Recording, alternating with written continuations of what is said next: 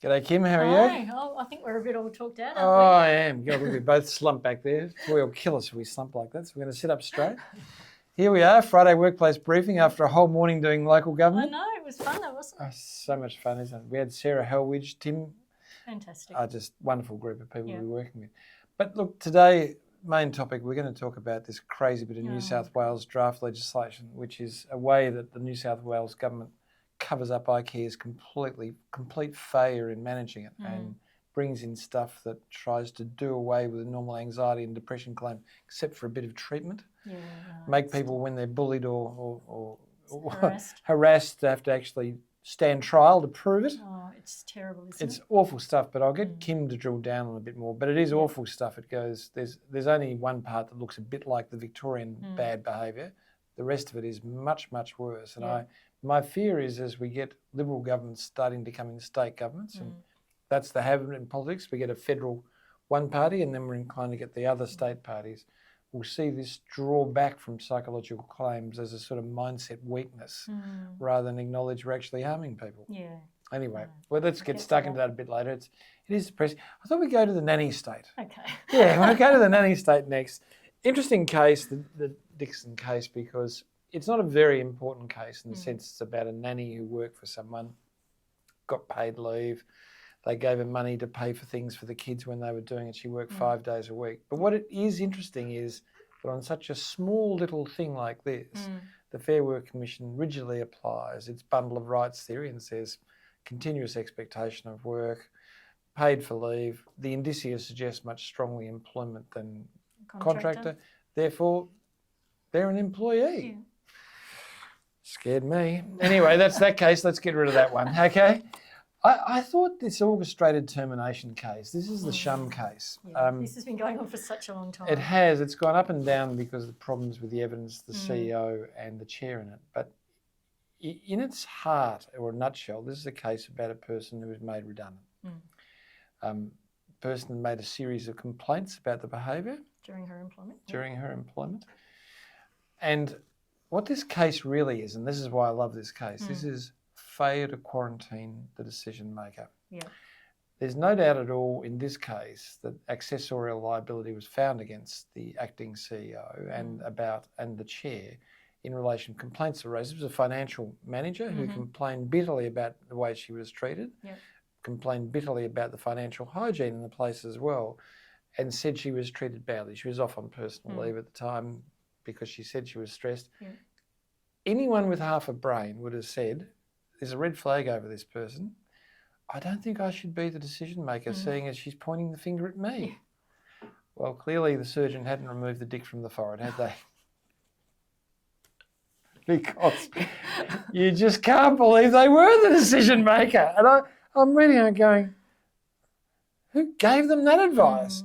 Had this been a quarantine we won't say who gave them that advice because it's not us, they're is a it? key competitor. No, very good advice. Yeah. Very good advice by whoever that firm was. My point about it is this was so highly contrived that it was transparent that it was contrived because there was no redundancy. Operationally, the person was needed. So if you're going to contrive, at least set it up properly. Yeah. You know, like it's dumb on dumber stuff.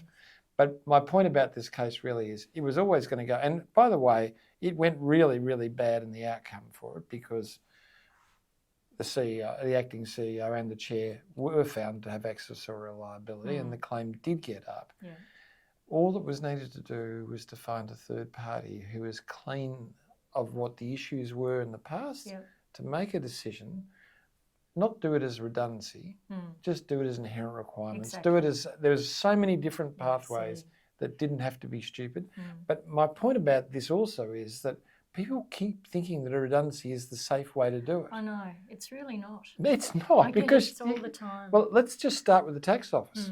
So the monies that were paid, you've got to be able to demonstrate it was a genuine redundancy. Otherwise, the tax benefit the employee receives will become a liability for the employer. Yeah. I don't think that's too smart. Secondly, you're caught with this fair work problem, which is, genuine redundancy is something that's well known as law. The work is no longer required to be done by any person. Yeah. So when you leave the evidence and it does, it's all over. And therefore, the only assumption that comes out of that is there's another reason. Yeah.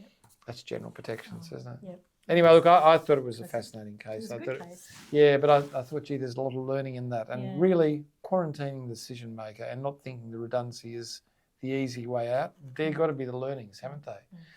Small case, risks around relocation costs.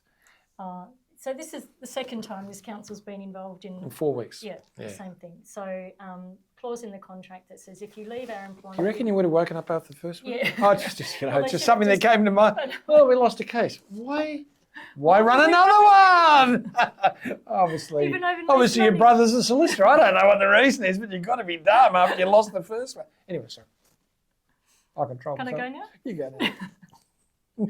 Anyway, they withheld his annual leave. That was smart, wasn't So it? Required just- by the NES. So just they were going nowhere fast, so it doesn't really worth. Can I talking just about. say, so there's two parts to this question, both of which appear to be I lost. think you're a bit tired. No, I am actually. tired. Yeah. But, so you can say to someone, look, there'll be relocation costs, and if you leave within a period of time, they'll be paid on a rolling scale. Okay, you can't deduct it because there's a law around deduction unless the person consents to it. But what you can't do is take it away from statutory entitlements. That is one thing the whole world knows you're not allowed to do. My dog Terry knows you're not allowed to do that. He'd be sitting here going, you can't do that. But they did. And they didn't do it just once, they did twice. That takes a bit of skill, doesn't it? Really? Why don't we talk about safe work and hibernian? I don't want to get lost in this case. Okay. This is the first New South Wales Industrial Relations Commission setup which has been dealt as a specific skill court to deal with safety. In nearly every jurisdiction we deal with around Australia, there isn't a skill court. It's a magistrate, it's a county or district court, it's a Supreme Court. And what that means is you're bringing complex safety issues to a court that is lay, and when it is a lay court, it looks at the damage that has been done or the death that has occurred, and it's a veneer that sits across them that you can't get around. Yeah. So as a practitioner, it's not my favourite place because I know that the court's going to keep looking at the person with no leg or the deceased family sitting in front of them, and you're not going to be able to have an argument. The second thing is safety is a world filled with safety language. It's nonsense language, but it's filled with it. And for someone to dissect through that and find true answers takes skill. And setting up a specialised court is lovely. And it was very effective before, and we appeared for it before. I thought they were really good. Yeah. And I think this is going to be good. If this case is an example of what is good, I'm there with it. I mean, this is an issue, really a scope of contract issue. So it's where someone did some work, not in a draft scope contract, but was cutting a line where there were tanks. Those tanks were filled with inflammable things. They knew about it because there was an assessment about that level of risk. Yeah. Yes, it wasn't their job to cut the line, but they did have a state of knowledge of the risk.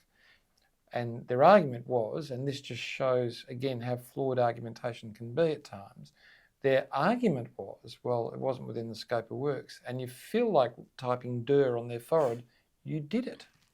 Yeah. And at that stage, you do it and you know something. I don't care whether it's your scope of works. It's all over Red Rover at that stage. You're liable. But the judgment was lovely. It was articulate. It took them through the safety concerns. You had the state of knowledge. So you knew what the hazard was. You knew what the level of risk was. There could have been a control in place that could have prevented this. Yes, you were just meant to be lifting, but you did choose to cut it. You did this knowing that, therefore you're liable and seriously liable. A great case. And I think in New South Wales, it's good to see it back. And I think for the larger states like Victoria and potentially Queensland, it would be nice to have a specialised tribunal. Queensland has it in relation to workers' compensation, which actually I find pretty good, their workers' compensation decision making up there, again for the same reason. So that's that case. Quantis case, pretty interesting. Yeah, so I like this one obviously because it's the work I do, but we've got a very, very long history of skin cancer with 1970. Goes back a long way. Yeah, it goes back at Patrick's. Since when he was a waterfront worker, and he's had lots of skin cancer treatment over the years, and then he had a short stint of time working with Quantis outside.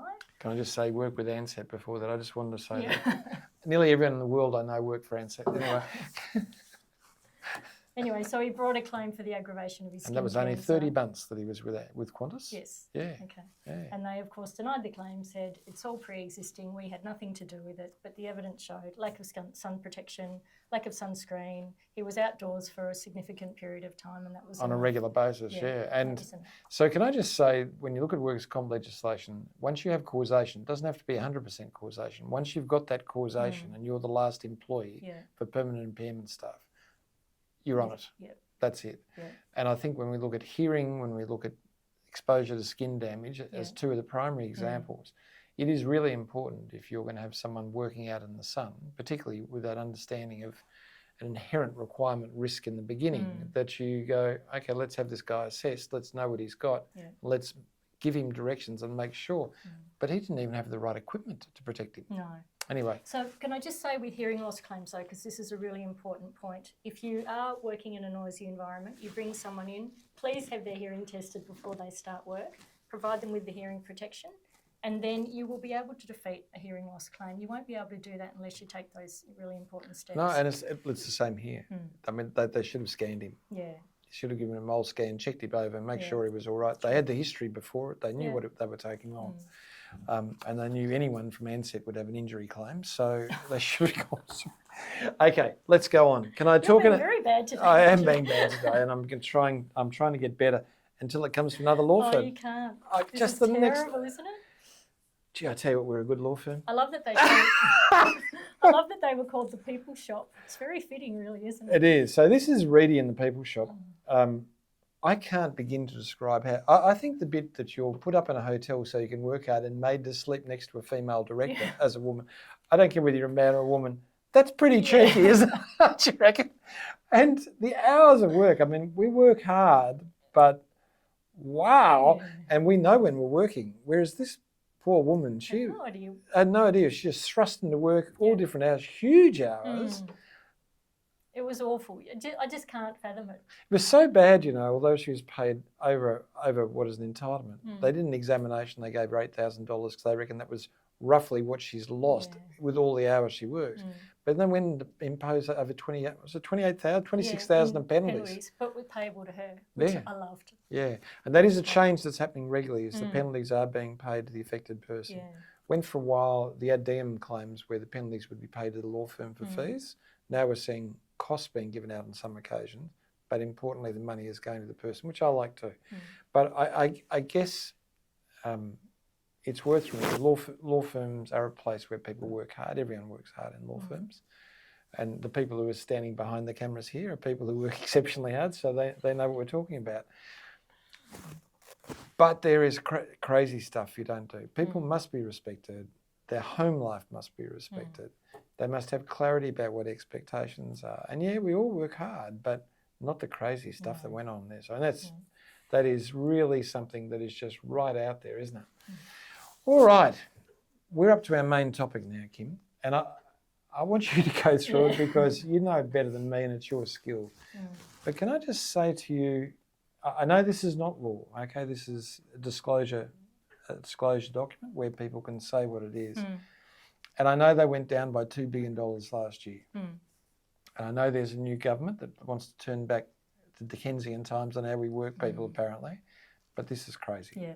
Off you go. So it's primarily to address, as they did in Victoria last year, but this is just going a whole extra level in terms of trying to limit the cost on the scheme of psychological injury, because psych injuries have increased exponentially and the costs associated with them as well.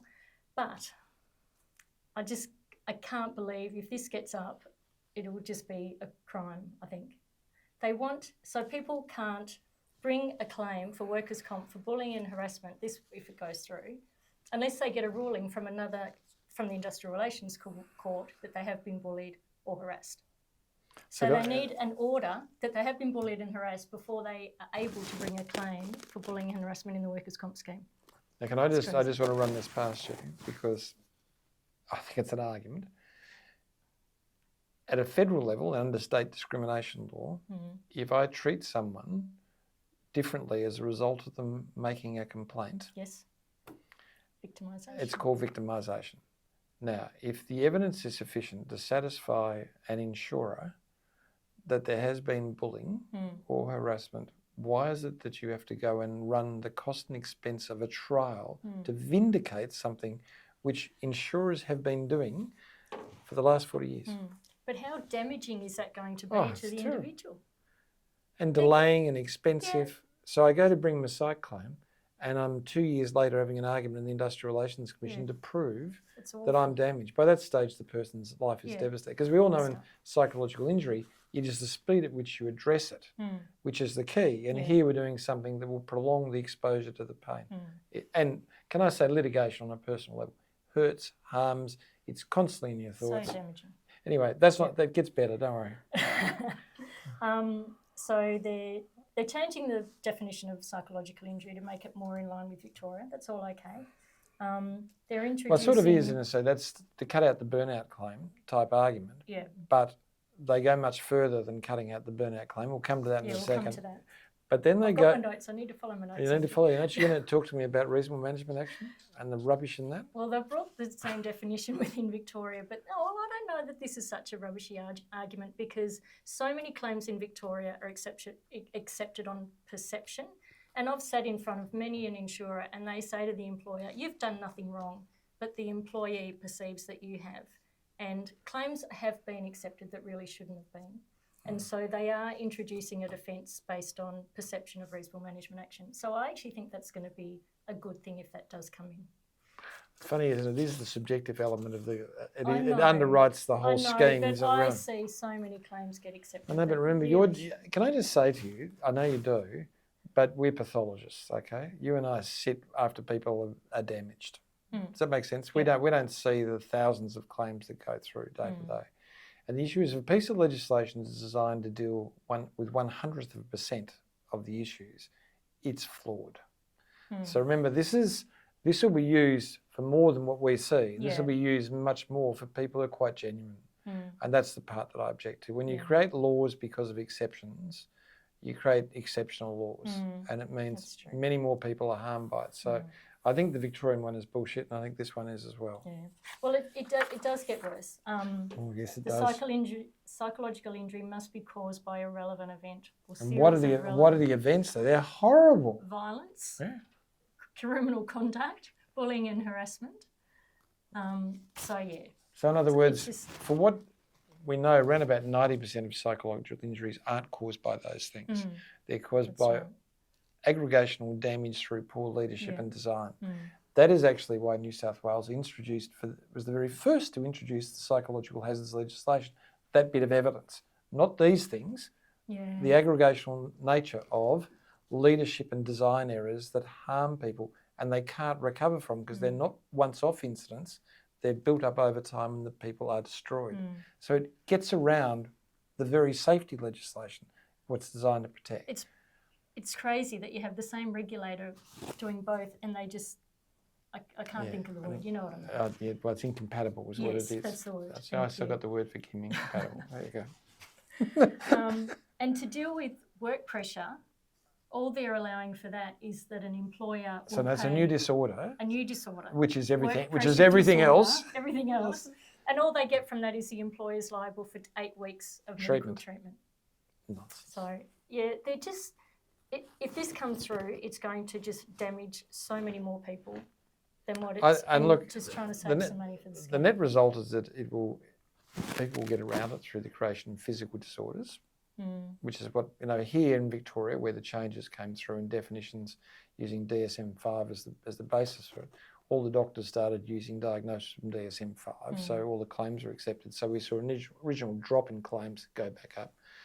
We are going to harm people so badly of New South Wales that it will manifest in physical disorders as well that come through from it. But you're right, Kim. There are very, very few people who bring a psychological claim who haven't been harmed. And are we really just turning a blind eye to that? Is that really what we've become as a culture? Because iCare completely stuffed it up. Should all of New South Wales workers be sacrificed when it's an organisation that stuffed it? Didn't have to do that. It could have rejected all the claims on basis that it currently had. It didn't have to be $2 billion in the red. But bad management has led to a decision to damage people. I think it's horrible. Yeah. And the other thing that really sticks in my craw is to bring a claim for common law damages, their whole person impairment has to be 31% or more, which means you're totally stuffed at that point. You can barely care for yourself if you're that high that's on shocking, impairment. So it's awful. I think that's probably enough. I think we've agreed now that it is terrible. That's why I live in Melbourne. No, that's not the reason. Okay. It is terrible. Why don't we get on to the case study? Because I think we got a bit excited during this. Yeah, we did. I think you could probably guess from us, we think that's shit legislation. And if it gets up, it is a shame and one that should not be forgiven quickly. Off you go. Okay. Case study. Case study. Ivy worked in the finance department of MoveMe, an online business that manages all the changes of address issues when you move house. MoveMe is a 24-hour operation and the financial management of the business is complex and fast-moving. MoveMe's CEO, Ackland Speak, is a Harvard Business School graduate. At 29 years of old, this is his third startup. Risk might as well be his middle name. Nothing seems impossible to him. His expectations of employees are extremely high. He wants them to be hungry, competitive, argumentative, creative, but above all, always available and hardworking. Ivy is a senior accounts manager. Her initial pay was minimal, but she was offered shares and accepted the trade-off. Now she's a wealthy woman. However, Ackland remains relentless. She told her counsellor that working for him was like an addiction. You don't want it, but you can't let go. It's a bit like me, no? Just a little bit. You've been with me for 25 years. Some of these case studies do speak of you. I can't help it. I wrote them. Her official hours were set at 10 hours a day, 5 days a week, but it was not uncommon for her to work weekends and late into the night when client demand was high. She began to notice physical symptoms, hair collecting at the bottom of the shower, rough skin, and a breakout of pimples on her face and body. That's me. Something she'd never experienced before. She started taking melatonin at night to help her sleep and became careless about her appearance since she mostly worked from home. Her relationship with her partner Tom became strained. She was constantly tired, irritable, and often missed meals with him, instead sitting cross-legged at the table working on her laptop.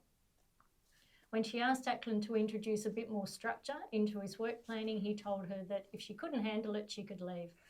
After that, his interactions with her became brusquer, at times bordering on rude. Her employment contract stated that she could work flexibly from home or at the office, and her usual hours ranged from 38 to 50 per week. Her role was classified as award-free. There you go. So I thought it was an interesting set of questions myself. I enjoyed writing it. So did Ivy have a right to disconnect? And did Ackland's conduct in relation to that right give her a cause of action? Yeah, she had a right to disconnect. Yeah, so remember the disconnect right does arise by statute, but it is only when she raises that right and it's unreasonably refused.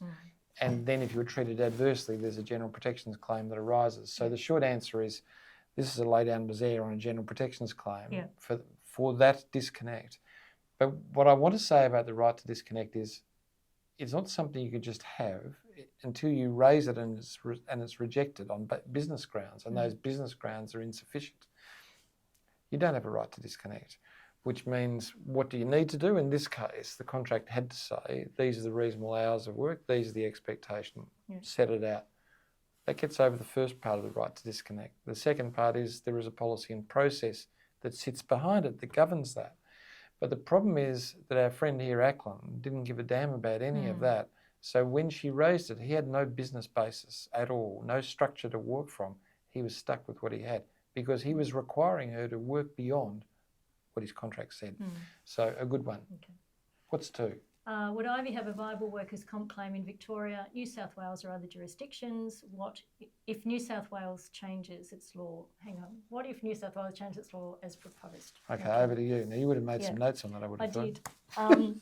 She will have a claim, obviously, based on the accessible hours being unreasonable. If the laws come in as New South Wales, they'll look at whether it's a relevant event. So they would have to be satisfied that she had been bullied by Ackland for these hours. Yeah, but not violent, not beaten, because she wasn't beaten. No violence. Just adding it, though. We can add a bit of violence, I should have probably But then, of done. course, she would have to substantiate that she'd been bullied. And she'd have to go off the State Industrial Relations Commission. So a year later, she'd just be devastated. And in all other jurisdictions, the answer is yes. She would have a good claim. For okay. sure. Is there, sorry, here's a... Well, I'll ask this because you'll be answering it. Is there a work and healthy safety issue? Could anyone be charged? And if so, who? What would be the potential charges and penalties? All right, not a hard one to do. So if we just go back to primary duties and the standard of care, first thing, standard of care, reasonable practicability. Was there hazards? Abundance of them? Yep, no doubt about that. What was the nature of the risk? It was always becoming apparent clearly what those risks were. Harm was already being done, so the risks were manifest. So what were the controls? Well, obvious structure, clarity, less hours, less demand, all those things, all doable. Were there resources when the organisation was a wealthy organisation, had no trouble actually doing that, to provide her with a safe workplace, to monitor work, to ensure she was properly supervised. You know, there's 5 breaches, 5 simple breaches. The difficulty here is it gets a bit uglier, particularly for our friend Ackland, because safety law is an attributional law. If Ackland is liable, the organisation is liable at the same level. He has due diligence obligations. Let's forget about those. We don't need to worry about those because he's well and truly failed those obligations because he knew of the risk, not objectively ought to have known. He knew of the risk, failed to intervene and knew what the law was, so he's in trouble. So he would be liable just like the organisation at a primary duty level. But the difficulty for Ackland is he knew the nature of the problems that she was talking about gave rise to a serious risk of harm, injury or disease. He knew that. And he was indifferent to it. Well, that's reckless endangerment any day of the week. So I think here that he and the organisation are probably liable. The issue in sentencing is, although it sounds outrageous what's going on, there is a cultural phenomena that infects safety law. If it's something part of a culture, the way people behave, even though Ackland owns that culture, I think it'd be seen as a low to moderate breach, not as a higher breach. So if you're looking at penalties, he's certainly not going to jail, Ackland. He'd certainly be getting a fine and be in the couple of $100,000 sort of category, and the business would probably be in the fine of the $300,000 lower end reckless endangerment. Even though primary duty breach may have had the same effect. The difference with reckless endangerment is it does look to the nature of the harm, and at the moment we have harm, but not really significant harm that's been caused. So 400. Okay. So there you go. What about, I ask you this one, does Ivy have any other remedies under the Fair Work Act, and can you think what they are? General protections. Yeah, I think she's got a general protections claim. Sure. And it doesn't matter whether she's dismissed or not, the claim's there, it's good. And I think the other part is there is a bullying jurisdiction argument in relation to the conduct that's occurring. So you could go and get an anti-bullying order as well. I think the difficulty for Ackland in all of this is he's not going to change and he's going to be defiant of any court intrusion. So I think Ackland's in for a big whack on the general protections. And can I say, last week we gave you the case that talked about general protections damages lining up with the common law and discrimination. So this isn't a small claim. When you look at what is the harm in general damages, you're looking at $50,000 to $70,000 absolute minimum, probably 90. Can't work again, senior employee, probably 2 to 3 years. She's probably on $200,000 to $300,000. You've got $600,000 to $700,000 medicals. It's probably close to $750,000 to $1 million claim. Probably your insurance is not looking so good around that. So I think an interesting case because it just shows you the breadth of liability which overwork can cause. How about that? We got to the end. That wasn't too bad, was it? Gee, you should show more control. Sleep well tonight. I'll sleep well tonight. I will. Thanks very much. Good to catch up. See you later. Bye. Cheers.